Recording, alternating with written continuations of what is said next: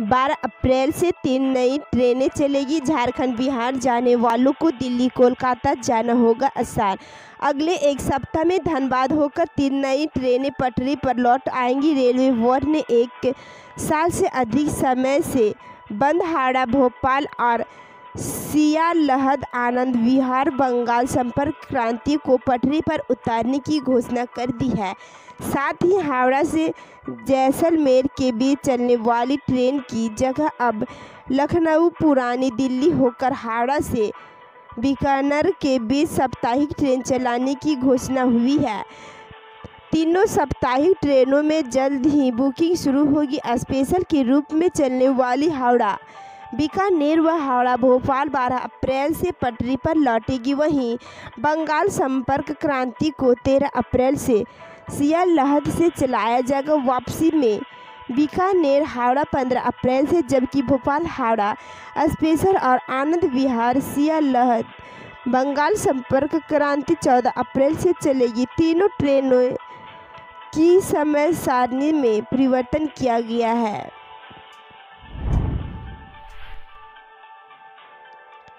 झारखंड में school college हो सकते हैं बंद। कोरोना के बढ़ते संक्रमण पर सरकार आज ले सकती है कड़ा फैसला। झारखंड में कोरोना वायरस के बढ़ते संक्रमण को देखते हुए सरकार मंगलवार को राज्य हित में कड़ा फैसला ले सकती है। मुख्यमंत्री हेमंत सोरेन की अध्यक्षता में 6 अप्रैल को उच्च स्तरीय समिति की बैठक बुलाई गई है। इस बैठक में आपदा मंत्री बन्ना गुप्ता के अलावा मुख्य सचिव गृह विभाग के प्रधान सचिव, आपदा प्रबंधन विभाग के सचिव, स्वास्थ्य सचिव, परिवहन विभाग के सचिव आदि शामिल होंगे। इस बैठक में पिछले 15 दिनों के कोरोना वायरस के संक्रमण की स्थिति की समीक्षा होगी और कोरोना वायरस के फैलाव को रोकने पर सरकार गंभीर निर्णय लेगी। सूत्रों की माने तो इस बैठक में school, college, cinema hall, park, धार्मिक स्थल व भीड़भाड़ वाले स्थान को बंद करने का पर निर्णय लिया जा सकता है। सरहुल व रामनवमी जुलूस पर सरकार पहले ही प्रतिबंध लगा चुकी है। शादी, विवाह व अन्य योजनाओं पर भीड़भाड़ नियंत्रित करने के लिए आगंतुकों की संख्या भी निर्धारित की जा सकती है।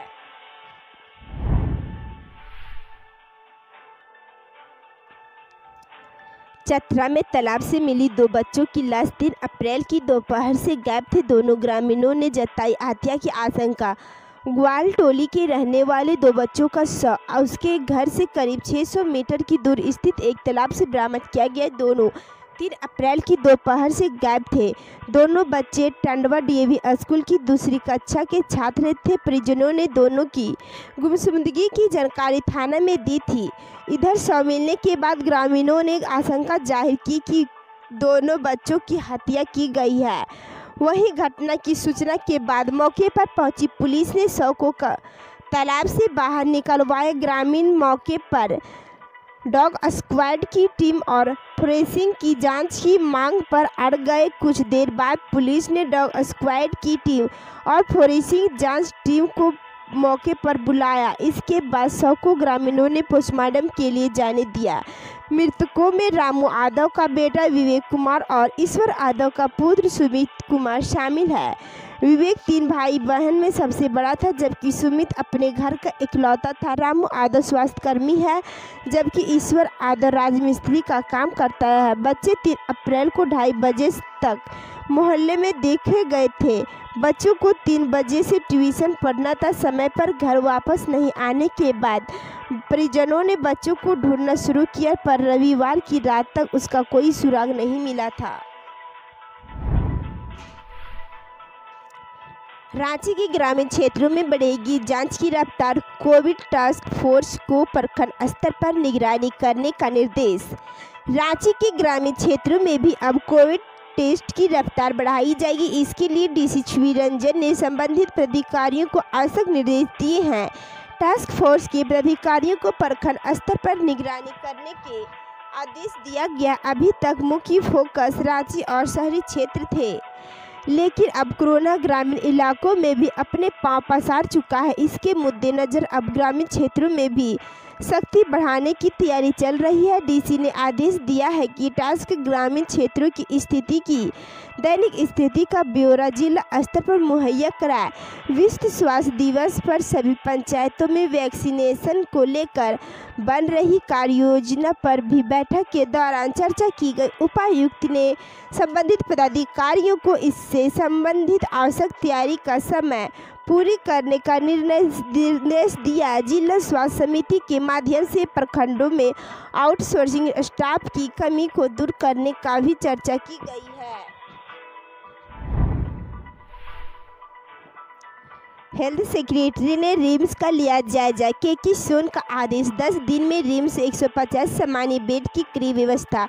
ऑक्सीजन बेड की संख्या को बढ़ाने का दिया निर्देश। रांची में कोरोना के बढ़ते संक्रमण के बीच हेल्थ सेक्रेटरी केके सोन सोमवार को रिम्स पहुंचे। यहां उन्होंने ड्रामा सेंटर में बनाए गए कोविड वार्ड का निरीक्षण किया। इसके बाद उन्होंने बेड की संख्या बढ़ाने का आदेश दिया। उन्होंने कहा कि 10 दिन के भीतर 150 सामान्य बेड तैयार कर। इसके साथ ही उन्होंने ऑक्सीजन के बेड की संख्या बढ़ाकर 131 और वेंटिलेटर बेड 45 करने का निर्देश दिया है। हेल्थ सेक्रेटरी ने कहा कि राज्य में रेमडेसिविर एंटीवायरल दवा की कोई कमी नहीं, यह पर्याप्त मात्रा में उपलब्ध है। जरूरत के हिसाब से राष्ट्रीय स्वास्थ्य मिशन के अभियान निदेशक रवि शंकर शुक्ला को इसकी उपलब्धता सुनिश्चित कराने का निर्देश दिया गया है। जमशेदपुर की मंगल कॉलोनी में फायरिंग। रंगदारी नहीं देने पर स्क्रैप कारोबारी को गोली मारी। मौके से मिला एक खोखा। उलीडीह थाना अंतर्गत डिमाना बस्ती स्थित मंगल कॉलोनी में सोमवार दोपहर स्क्रैप कारोबारी मोती चंद्र गुप्ता को 2 बदमाशों ने रंगदारी नहीं देने पर गोली मार दी। गोली कारोबारी के बाएं पैर में लगी है। सूचना पर पुलिस मौके पर पहुंची और घायल को एमजीएम अस्पताल पहुंचाया। पुलिस ने घटनास्थल से एक खोखा बरामद किया है। मोती चंद्र गुप्ता ने मंगल कॉलोनी में ही रहने वाले आकाश नामक बदमाश पर उसे रंगदारी नहीं देने पर गोली मारने का आरोप लगाया। घायल सोनारी थाना क्षेत्र के ग्वाल बस्ती के रहने वाले थे। कारोबारी को गोली मारने के बाद मौके से पिस्टल लेकर भागते बदमाशों की तस्वीर सीसीटीवी में कैद हो गई है। इधर घटना की सूचना पाकर city SP Subhash Chandra MGM अस्पताल पहुंचे और घायल से पूछताछ की।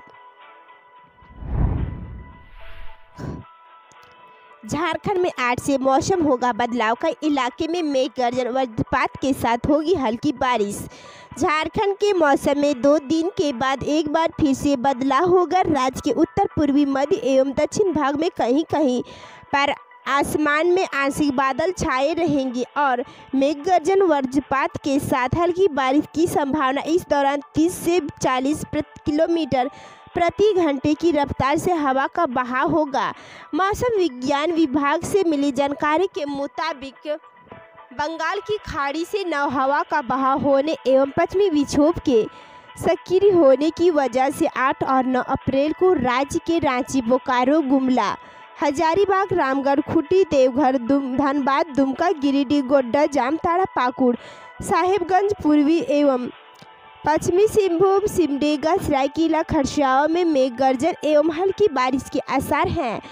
11 अप्रैल को झारखंड के दक्षिणी भाग में फिर इसी स्थिति बनेगी। मौसम विज्ञान विभाग के वैज्ञानिक अभिषेक आनंद ने बताया कि आने वाले 24 घंटे तक दिन के तापमान में बदलाव की संभावना नहीं है। इसके बाद आने वाले 2 से 3 दिन के बीच तापमान में 2 से 3 डिग्री सेल्सियस की बढ़ोतरी होगी। इस रात के तापमान में कोई बदलाव नहीं होगा। उन्होंने बताया कि सोमवार को राज्य में सबसे अधिक उच्चतम तापमान डाल्टनगंज में 39.4 डिग्री सेल्सियस एवं सबसे कम न्यूनतम तापमान भी इसी शहर का 16.5 डिग्री सेल्सियस रिकॉर्ड किया गया था।